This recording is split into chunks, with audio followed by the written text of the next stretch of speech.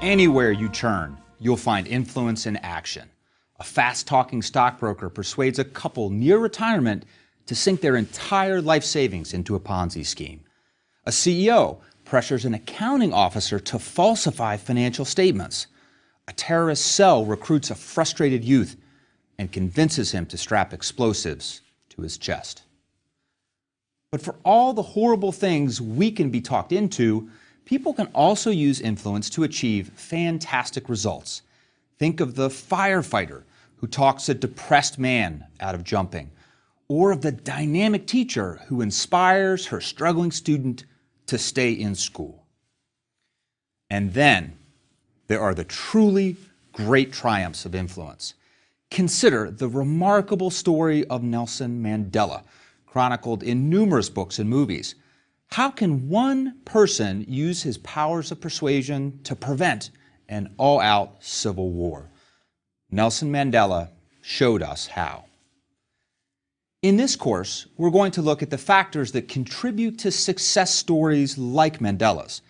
We're going to explore how some people harness the power of influence to achieve worthwhile goals at home, at work, and in their social lives. But we're also going to analyze the cautionary tales. We should never forget that influence can be used against us, that we can be swayed to buy things we don't need and pressured to perform actions we really shouldn't. So in addition to developing your influence skills, one important goal of this course is to give you information that will help you resist outside influence when it's in your best interest to do so. Because, let's face it, influence is pervasive in our daily lives. In fact, research psychologist Kevin Dutton makes the claim that we are subjected to influence attempts somewhere near 400 times a day. 400. And business author Dan Pink suggests in his latest book that we are always selling something, even if it's just an idea. Now, that might seem overstated, but think back over yesterday. How many conversations did you have where someone suggested a course of action to you? Why don't we eat there tonight? Or, hey, let's remodel the master bath. Or, I'd like to get a second dog. I had that last conversation a while back, was convinced, and spent weeks wiping messes off my floor. Then, there's the steady bombardment of advertising. If you count all those pop-up ads that assail you whenever you browse the web these days, then 400 influence attempts might actually seem too low. And what about politics? I live in the state of Iowa, and we have candidates trying to convince us that they're qualified to be President of the United States for what seems like 2 full years leading up to the primaries. Like it or not, it seems that someone is always trying to persuade us to do something. Of course, not every attempt at influence succeeds. Some of those Iowa campaigns, for example, the speeches, advertisements, endorsements, and rallies, some of them really excite people and win votes, but others fall completely flat. Why is that? Well, we're going to spend a lot of time in this course examining the mechanisms that contribute to the success or failure of persuasion. But first, let's take a moment to pin down what we mean by success and failure in the first place. If I'm trying to convince you to do something, what are the possible outcomes of my effort? Ask any management scholar that question, and she'll probably identify 3 possible outcomes: conflict, compliance, and commitment. The 3 C's. If you've raised a child through adolescence and been told you are not the boss of me, then you have encountered conflict. Conflict is when the target of your influence resists your ideas and even fights against you. It is, in effect, a failure of influence. Successful influence, on the other hand, results in one of the other 2 outcomes, compliance or commitment. In our day-to-day interactions, we often strive for commitment, but will settle for compliance. Commitment means that people buy in completely and internalize what they're being convinced to believe. With my own children, I want them to clean their rooms and help with the dishes, and would prefer that they commit to it, that they do so cheerfully of their own free will. But as we work towards that goal, I will settle for compliance. When I ask, they do it. Many managers I work with feel the same way about their employees. When it comes to customer service, job safety, and other desired work behaviors, commitment is the ultimate goal. But compliance at least means the employees are doing what they're asked when they are asked. Okay, so now that we have a more precise way of talking about success and failure, let's look at the factors that determine whether a particular influence attempt yields conflict, compliance, or commitment. If you step back to think about an influence situation, a political speech in small-town Iowa, for example, you'll quickly realize that there are quite a few moving pieces that could have an impact on the outcome. To organize these pieces into a useful scheme, we can identify 4 basic components that play a critical role. First, there's the politician. Then there's the content and delivery of the speech itself. Next is the crowd. And finally, there's the setting. And really, the 4 components that contribute to the success or failure of this political speech can be detected in almost every influence attempt. So let's give each of these 4 components a more general name that we can apply to any situation where someone tries to persuade or influence others. First, let's call the politician the agent. In any situation, the agent is the person who's trying to influence someone else. Second, let's call the crowd the target. In any situation, the target is the person or group whom the agent is trying to influence. Third, we can generalize the content and delivery of the speech itself by referring to tactics. Every influence attempt involves a set of tactics. In other words, what an agent says or does to accomplish her aims. Fourth, and finally, the setting of that Iowa speech is nothing other than the context. Agents and targets don't operate in a vacuum. They're surrounded by circumstances that shape their interactions. That's context. Okay, so we have agent, target, tactics, and context. You'll want to remember those 4 key components of influence because we'll be returning to them time and time again throughout the course. To make them easier to remember, I've created an acronym from the first letter of each component: A, T, T, and C. Just like the Apple Corporation, let's make liberal use of the letter I to put a vowel. Adding the I, we get attic. If you want to know why a particular influence attempt results in conflict, commitment, or compliance, look in the attic. Attic is more than an acronym, though. It's a useful metaphor. Many factors that determine the success or failure of influence operate outside of our conscious awareness. Take the agent, for example, the person who's trying to influence us. Sometimes we meet someone and find her immediately trustworthy or likable, and then find her claims and arguments so compelling. Bob Cialdini, author of the worldwide bestseller Influence, Science, and Practice, talks about influence often happening in a click-whir fashion. It's as if a switch were clicked, and then an automatic routine whirs into action. Something about the agent, or maybe it's the tactic, quickly kicks in a psychological process that ends up with compliance or commitment without any intervening conscious thought. In this way, the 4 factors are very much like the attic of your house. Your attic is always there, and it's always doing what it does, even when you aren't thinking about it. In the same way, factors that make us susceptible to influence are built into our basic psychology and often operate outside of our conscious awareness. That's why it's important for you to learn as much as possible about agent, target, tactics, and context. The better you understand the natural mechanisms that result in influence, the more you can use them to your advantage and correct for them when someone is using them against you. Now, to familiarize you with the addict concept, I'm going to make use of a real-world scenario that we can revisit throughout the rest of this lecture. Here's the situation. Imagine you and 3 business associates are on a trip into the city. Your work is done for the day and you're enjoying a meal at a restaurant together. You've agreed to use the remainder of your free night to spend more time together, but you haven't decided what to do next. Your preference is to see a musical that's been on your wish list for over a year. Another member of the group proposes a walking tour.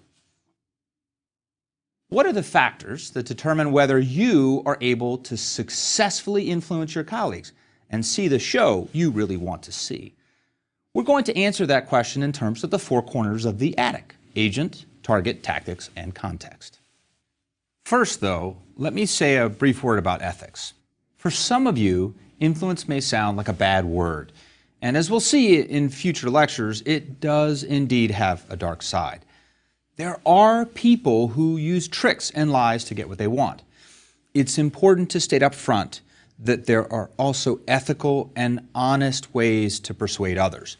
And through this course, I will encourage you to stick to these ways. With that in mind, let's get back to our question. What factors come into play when I'm trying to influence my colleagues to see that musical downtown?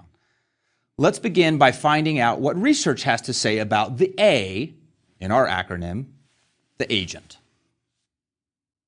A few moments ago, I mentioned Bob Cialdini, who is an emeritus professor from Arizona State University. Well, according to Cialdini, liking is a major principle of successful influence. In other words, an agent's success often comes down to how well he or she is liked by other people, the target in particular. When people like you, they are more likely to listen to your arguments and be convinced by them. They're also more likely to want to please you and go along with what it is you want or desire. But what makes people like an agent in the first place? Well, obviously there are many pathways to liking, but one very important one is perceived similarity. When people see you as similar to them in some fashion, they automatically, and I might add, almost immediately, like you more. To illustrate, let me explain the results of 2 studies published by Professor Jerry Berger and his colleagues from Santa Clara University. In study 1, female undergraduates were brought into a room one at a time and told to fill out a survey while sitting next to another student. This second student was actually working with the experimenter. She is what social psychologists call a research confederate. As part of the experiment, the confederate surreptitiously glances at the participant's survey to learn her birthday. After the survey was completed, the experimenter asked a series of questions to both women at once, eventually coming around to asking their birthdays. The research confederate would always speak up first. Half of the time, the confederate would give a birthday that differed from the participant. We'll call that the control condition. The other half of the time, the confederate would claim to have the exact same birthday. After questioning the students, the experimenter would leave the room, and at this point, the confederate would ask the participant for a favor. She explained that an English class assignment required her to find someone she did not know to critique an essay she'd written. She said, "I wonder if you could read this 8-page essay for me and give me 1 page of written feedback on whether my arguments are persuasive and why." In the control condition, just over 1/3 agreed to help, 34%. In the same birthday condition, nearly 2/3 agreed to help, 62%. In other words, nearly twice as many subjects agreed to provide feedback on that essay when they thought the requester was similar to them in some fashion, in this case, because they happened to share the same birthday. In Professor Berger's second study, the researchers wanted to be sure there wasn't something unique about discovering that someone shares the same birthday. So this time, participants were introduced to another student, again a confederate, wearing a name tag and holding a poster. On the poster was a picture of a young lady with a caption including her name and quote. In one condition, the Confederates' name tag showed a name identical to the participants. This is equivalent to a shared birthday. This time it's a shared name. But there were also two other conditions. In one, the person in the poster had a name identical to the participant's name. This allowed the researchers to see if the basic experience of encountering similarity makes people more helpful or likely to comply. In the final condition, there was no name similarity on either the poster or the Confederate's name tag. So, research participants experienced one of three conditions: having the same name with the person holding the sign, having the same name with the person pictured on the sign, or not having any name similarity. In all conditions, the Confederate holding the sign asked the participant for a favor, in this case, a donation to the cause described on the poster. Would the student donate? The study sought to see how much people gave in each condition. Average giving in dollars was as follows. With no name similarity, $1. The same name with the person on the poster, a little less, 81 cents.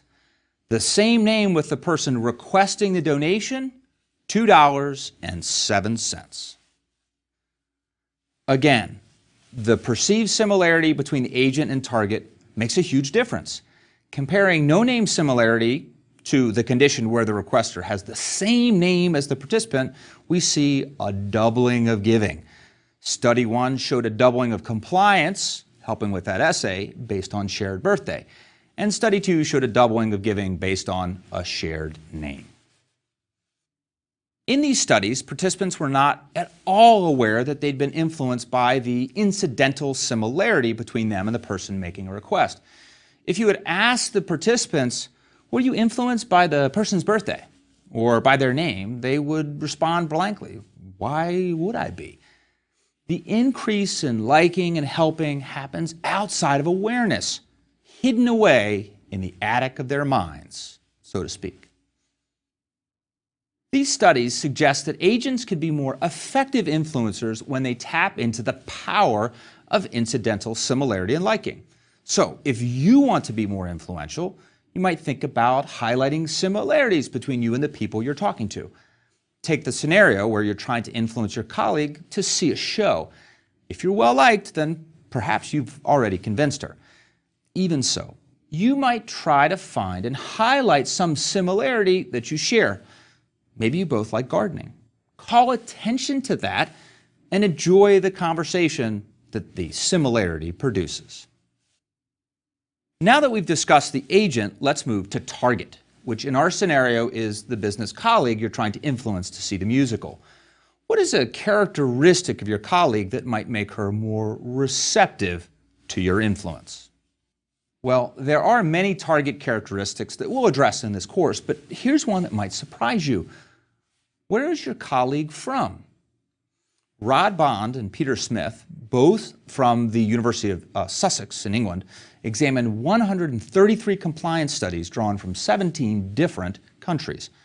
What they found is fascinating.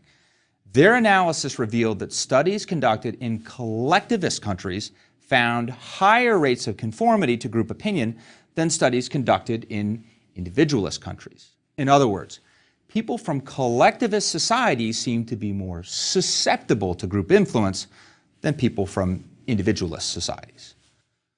But what do we mean by collectivist and individualist societies?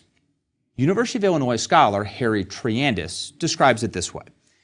In an individualist culture, it is acceptable for a person to place more importance on personal goals than collective goals. In collectivist cultures, the opposite is true.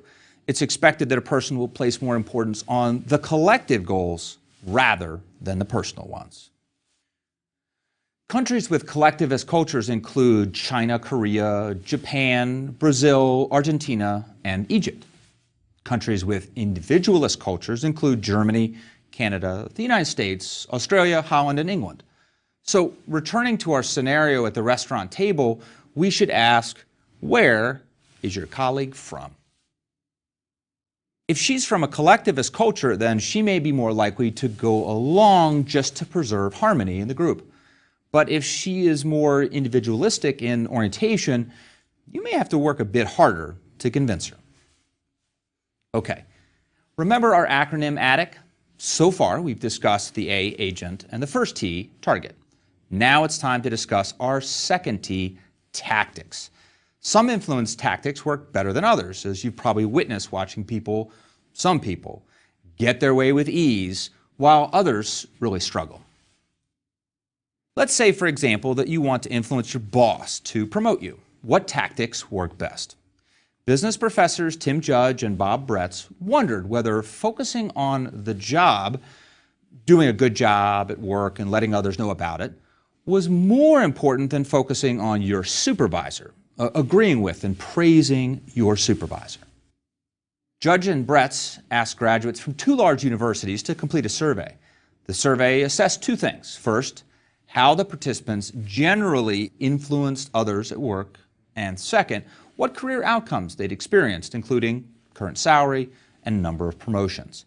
One might imagine that job-focused influence would lead a person to be perceived as competent, and supervisor-focused influence would lead a person to be well-liked. So which is more important?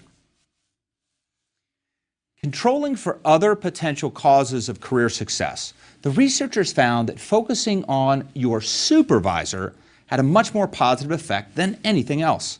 So those who focused their influence on the job actually had lower salaries and fewer promotions than those who focused on their supervisor. Now, these results suggest that tactics that make your boss like you may be more important than tactics that demonstrate your competence on the job. Returning to our situation, colleagues in the city deciding what to do, what tactic might you use? Well, you might compliment your colleague on her good taste and explain why that good taste would result in her enjoyment of the show you want to see. Finally, in our tour of the attic, we come to context. Context may include what has happened recently or what is happening right now around you. Most compelling is what other people are doing. We all have a natural tendency to make sense of the world based on how others react to it. If, for example, you hear an uncertain sound while you're walking through a store, you'll look around.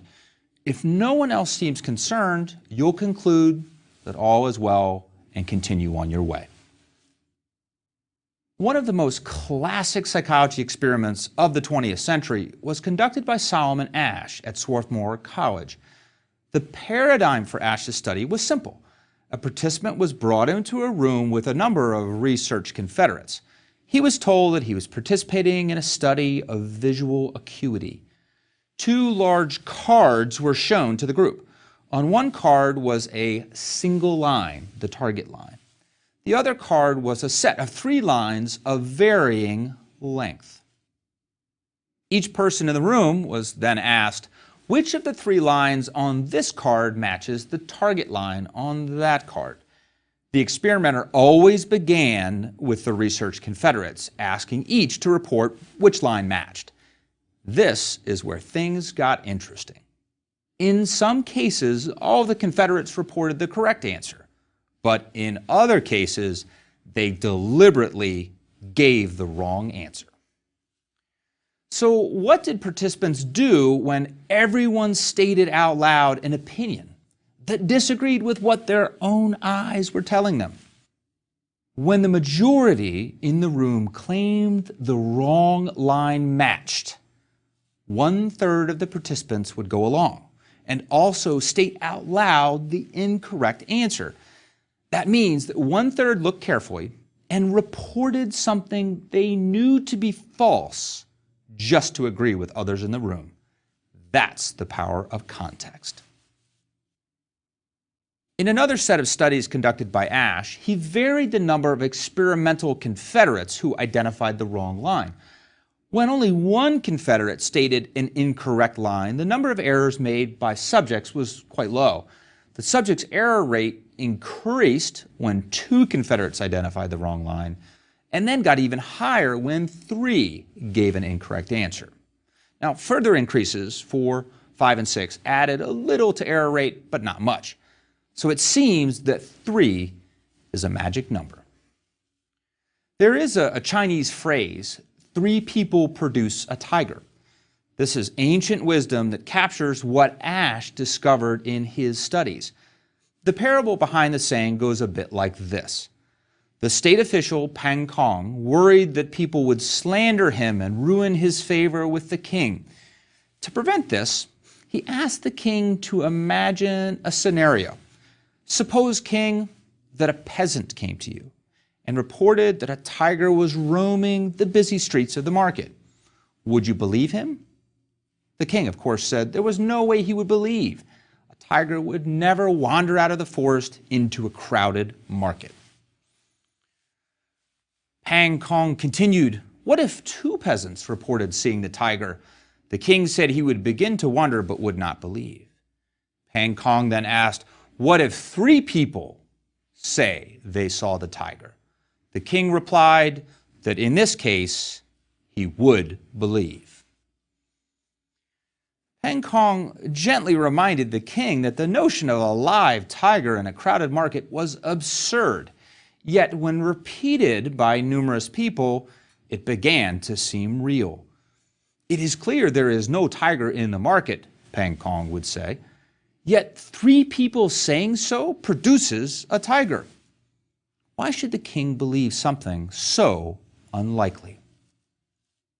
Of course, what happened in this story was that Pang Kong was talked about badly after he left, and the king refused to ever see him again. Was the king correct to listen to the slanderous talk, or was the official wise in warning against it? It's hard to know. But the saying, 3 people produce a tiger, makes clear the natural process that occurs when we are influenced to conform to a crowd opinion. Let's circle back to the example we've been using throughout the lecture. How might context work in your favor as your business group tries to finalize its plans for the evening? Well, it should be clear from Ash's studies that having most of the group on your side will dramatically increase your chance of winning over your colleague who's proposing an alternative idea. You might even consider winning over other members of the group in advance, so that when the time for the big decision comes, you have the crowd on your side, all claiming, hey, we will have a great time if we go see that show. So the people around you are a big part of the C, or context, of influence. In this lecture, we've also begun to explore the other 3 components of our ATTIC acronym: agent, target, and tactics. And we've begun to see how all of these components help determine whether a particular influence attempt results in conflict, compliance, or commitment. To help you consolidate this information and to put it to good use, I'd like to offer 2 suggestions for things you can try on your own. Influence is a really practical topic, and I think you will find many opportunities to apply what I present to your everyday routines and interactions. First, next time you find yourself being convinced by someone, stop and think. What's going on in the attic? Is there something going on outside of my awareness that's having an effect on me? For example, is someone arguing that you should believe something because other people do? Do you find yourself being persuaded? If so, make a mental note, and you can correct for that by imagining an equal number of people advancing the opposite argument. This may help you to think more critically about the issue for yourself. The second activity I suggest is this. Next time you're out for dinner, try to leverage similarity to get better service. If incidental similarity results in more helping and giving, as the studies we've talked about suggest, then finding similarity with someone waiting on your table might just get you a bit more help than usual. So, ask your server a few questions and look for some similarity, and then point it out. Hey, I'm from Columbia, Maryland too. Or, that's so funny, I love tomatoes too. If Professor Berger's results hold up, then you might just get a little extra help the rest of the dinner. In our next lecture, we'll take a closer look at agents, the A in our attic. If you've ever met someone who seemed to possess some kind of magic that helps them win people over, then join me next time to find out just what that magic is, and even to learn how to get some of it for yourself.